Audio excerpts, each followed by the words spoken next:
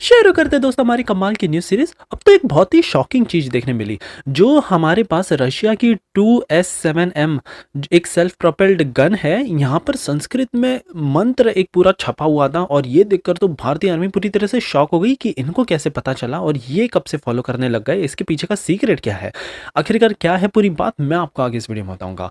DRDO ने तो कमाल ही कर दिया। अब फाइनली भारत उस एलाइट ग्रुप ऑफ कंट्रीज की लिस्ट में शामिल हो चुका है जो डायरेक्टेड एनर्जी वेपन्स ऑफर करते हैं और बहुत ही पावरफुल वेपन ऑपरेट करता है। हमने 30 किलो वॉट की लेजर डायरेक्टेड एनर्जी वेपन छोड़ के एक रिकॉर्ड बना दिया। अभी तक भारत के पास जो थी वो थी केवल 5 और 10 किलो वॉट की, जो हमने पाकिस्तान पर यूज करके इनके जेट्स को गिराए थे। राफेल की तरफ से भी एक बड़ी अपडेट आई है। अब तो फ्रांस पूरी तरह से गुस्सा हो चुका है पाकिस्तान और चीन पर कि कैसे ये राफेल के ऊपर झूठी अफवाह फैला रहे पूरी दुनिया में कि 3 राफेल गिरा दी, और जबकि हकीकत में तो एक भी ये गिरा नहीं पाए। रिटायर्ड पाकिस्तान आर्मी के एयर चीफ मार्शल ने एक बहुत बड़ी स्टेटमेंट दे दी है। इन्होंने तो कंफर्म कर दिया भारत ने इतनी खतरनाक स्ट्राइक की थी कि इन्होंने जो मिलियंस ऑफ डॉलर्स में स्वीडन से साप AWACS लिया था ना, अर्ली वार्निंग कंट्रोल सिस्टम, यही पूरी तरह से तबाह हो गया। काम इसका था अर्ली वार्निंग देने का, लेकिन ये वार्निंग से पहले ही खत्म हो गया। अब यहाँ पर भारत की तरफ से भी एक बड़ी अपडेट आई है। यहाँ पर फाइनली हमने कंफर्म कर दिया है कि केवल 15 मिसाइलों ने ही 20% पाकिस्तानी एयरबेस का इंफ्रास्ट्रक्चर डिस्ट्रॉय कर दिया। तो सोचो, हमारी तो 150 ब्रह्मोस की फैक्ट्री लगने जा रही है। अगर इतनी छोड़ दी होती तो ये देश कहीं का नहीं रहता। आकाश की तरफ से भी एक बड़ी अपडेट आई है। यहाँ पर अर्मेनिया को आकाश 1S बड़ा पसंद आया और अब मोस्ट प्रॉब्ली ये आकाश का एक नेक्स्ट जनरेशन वेरिएंट का भी ऑर्डर देंगे। आखिरकार ये कैसा है डिफरेंट, मैं आपको बताऊंगा। फाइनली सबसे अनोखी सबसे इंटरेस्टिंग खबर आई है चाइना के 6th जनरेशन फाइटर जेट के ऊपर से। यहां पर इसके पीछे तीन इंजन देखे गए तो भारतीयों ने तो बड़ा मजाक उड़ाना स्टार्ट कर दिया। सबसे पहले तो हमने कहा कि ये इंजन तो पूरी तरह से शिट है और इसी रीजन के चलते यहां पर बीच में इनको एक और इंजन फिट करना पड़ा क्योंकि ये काम ही नहीं करते। दूसरे ने तो कहा कि एरोप्लेन से ज्यादा तो ये आवाज करता होगा शायद। सो काफी इंटरेस्टिंग आज की सीरीज है, इसलिए प्लीज आप एंड तक देखिएगा। विदाउट एनी फर्दर डिले बढ़ते हमारी पहली खबर की तरफ से जो आ रही है। एक काफी ज्यादा सीक्रेटली यहाँ पर रशिया ने जो 2S7M अपना जो सेल्फ प्रोपेल्ड गन है कैनन, यहाँ पर संस्कृत मंत्र लिखा हुआ था। बता दें कि ये सोवियत एरा के टाइम की है जो भारत यूज करता है अपने T-90 टैंक्स पे। और अचानक से भारत की नजर पड़ती है कि अरे यहाँ पर तो ये संस्कृत का जो नरसिम्हा मंत्र है ये पूरी तरह से प्रिंटेड है, स्क्रिप्टेड है, छपा हुआ है। कुछ रिपोर्ट्स में बताया जा रहा है कि ये शायद रिमार्केबल इंटरसेक्शन हो सकता है कल्चर्स का, जहां पर ancient spiritual heritage Russian military के पास भी आया है और इन्होंने भी ये फॉलो किया है। सो वाकई में बहुत ही कमाल की चीज देखने मिली थी। हालांकि इसके पीछे की क्या वजह थी, कब ये हुआ और कैसे इन्होंने ये सारे मंत्रों को फॉलो करना स्टार्ट कर दिया, ये अभी तक पता नहीं लग पाया और शायद हमको और थोड़ा वेट करना पड़ेगा जब तक कोई एक्सपर्ट राय नहीं आती है तब तक। डीआरडीओ की तरफ से एक बड़ी अपडेट आई है। फाइनली भारत ने तो वर्ल्ड रिकॉर्ड बना दिया। हमने 30 किलो वॉट की लेजर डायरेक्टेड एनर्जी वेपन केवल 3-4 दिन पहले ही टेस्ट किया था और पूरी तरह से ये तो सक्सेस निकला। दरअसल हमने ऐसा किया कि 6 सिस्टम उठाए 5 किलो वॉट के हर एक, और 6 सिस्टम को एक साथ हमने इंटीग्रेट करके एक 30 किलो वॉट की एक इतनी पावरफुल बीम बनाती जो कि किसी एयरक्राफ्ट को भी इजीली नीचे गिराने में सक्षम है। सो फाइनली इतनी ज्यादा खुफिया टेक्नोलॉजी ट्रांसफर अब हमने हमारी प्राइवेट कंपनीज को करना स्टार्ट कर दिया है। यहाँ पर ये डीआरडीओ ने भी कंफर्म कर दिया है भारत जल्दी इसकी पूरी फ्लीट बना लेगा और ये तो S-400 सिस्टम से भी काफी ज्यादा पावरफुल होगी। 5 किलोमीटर के रेंज में वैसे तो ये किसी भी टारगेट को डिस्ट्रॉय कर सकती है, बट बताया जा रहा है कि लाइट की स्पीड से इसकी स्पीड होगी, दुश्मन को तो कभी मौका ही नहीं मिल पाएगा, चाहे इनकी हाइपरसोनिक मिसाइल हो या अल्ट्रा हाइपरसोनिक मिसाइल।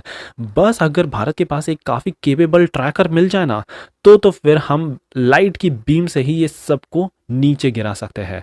सो अब यहाँ पर ऑलमोस्ट 400 करोड़ रुपीस का ऑर्डर प्लेस भी कर दिया गया है इंडियन आर्मी की तरफ से, क्योंकि ये बहुत ज्यादा इंटरेस्ट दिखा रहे हैं और पाकिस्तान के पास ही मोस्टली सबसे पहले इसको डिप्लॉय हम कर देंगे।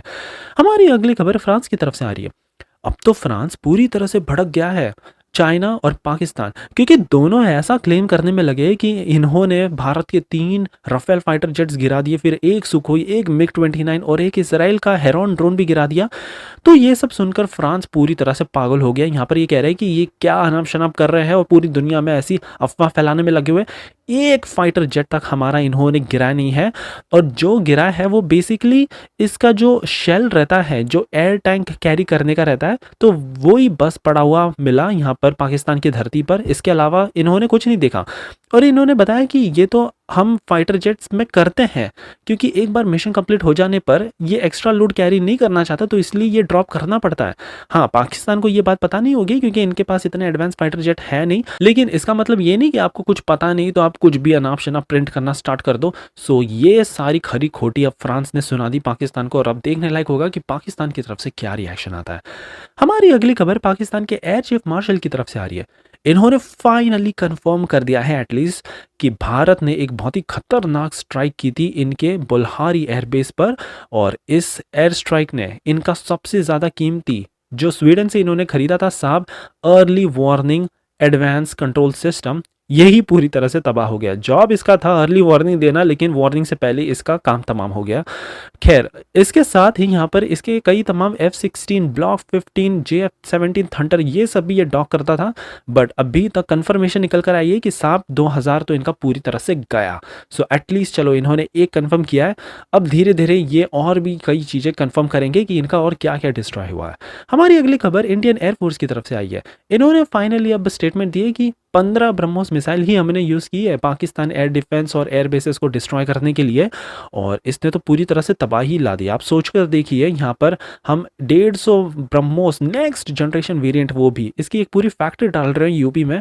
अगर इतनी छोड़ते तो सोचो क्या हाल होगा इनका। हमारी अगली खबर अर्मेनिया की तरफ से आई है। यहाँ पर अर्मेनिया को फाइनली जुलाई में 2025 में आकाश 1S एयर डिफेंस सिस्टम मिल जाएगा, और $720 मिलियन की ये डील के अंतर्गत यहाँ पर इनको कई तमाम एडवांस सिस्टम भी भारत दे रहा है, लेकिन इनकी निगाहें टिकी हुई है भारत के एक और सिस्टम पर जो है आकाश नेक्स्ट जनरेशन।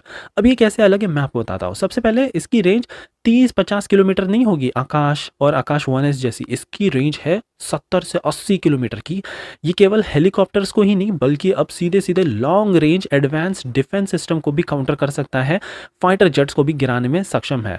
यहाँ पर पहले हम यूज़ करते थे एनहांस टर्मिनल सीकर, लेकिन ये जो नया नेक्स्ट जनरेशन ये मांग रहे, इसमें हमने लगा कर रखा है एडवांस एक्टिव रेडार, और वो भी एडवांस AESA रेडार टेक्नोलॉजी के साथ लैस करके। सो अगर ये इनको मिल जाए तो वाकई में अजरबैजान से आने वाली किसी भी थ्रेट को ये इजीली काउंटर कर सकते हैं। फाइनली हमारी आखिरी खबर चाइना के stealthy 6th generation fighter jet की तरफ से आ रही है। इसकी काफ़ी ब्लरी इमेज इन्होंने वायरल कराई सबसे पहले तो इंटरनेट में, लेकिन जैसे ये वायरल हुई भारतीयों ने तो इसका पूरी तरह से मजाक बनाना स्टार्ट कर दिया। सबसे पहले तो कहा जा रहा है कि 3-3 इंजन लगाने की क्या ज़रूरत है, चौथा और लगा देते। यहाँ पर तो इंडिया के कई तमाम सिटीजन्स तो ये भी कह रहे हैं कि इनके इंजन पूरी तरह से शिट है, इसलिए इनको बीच में एक और इंजन घुसाना पड़ गया ताकि एटलीस्ट ये थोड़ी सी पावर जनरेट कर सके। आगे तो कुछ कुछ कहते हैं कि इतना ज़्यादा हीट सिग्नेचर इसमें से गिर रहा है कि भारत का मिग 29 भी इससे कई गुना स्टेल्थी होगा, क्योंकि इसका हीट सिग्नेचर देखकर ही कोई भी हमारे नॉर्मल ट्रैकर से भी पता कर सकता है। तो वही एक और यूज़र ने लिखा कि 3-3 इंजन लगा कर लगता है कि इसमें से तो जो बोइंग 747 है जो एयर इंडिया यूज़ करती है कमर्शियल जेट, इससे भी ज़्यादा शोर निकलता होगा। और किस एंगल से ये स्टेल्थी लग रहा है वाकई में अब चाइना से ही ये सब पूछना पड़ेगा, लेकिन वाकई में 3 इंजन्स लगा कर तो इसका पूरा स्टेल्थ फीचर ही खत्म हो गया है, ये तो पूरी तरह से तय है।